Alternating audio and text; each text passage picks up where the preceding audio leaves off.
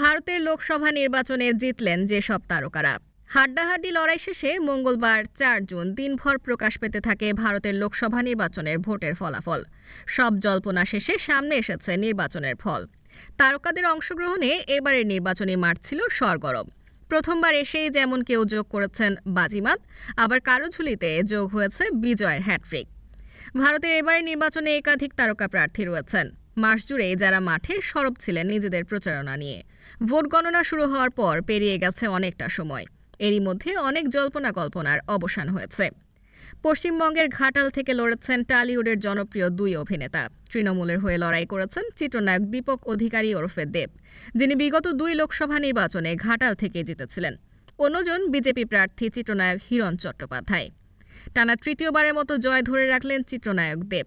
টালিপাড়ার আরেক তারকা হিরণকে হারিয়ে ঘাটাল লোকসভা কেন্দ্রে ১,২০,০০০-এরও বেশি ভোটে এগিয়ে তৃণমূলের তারকা প্রার্থী দেব।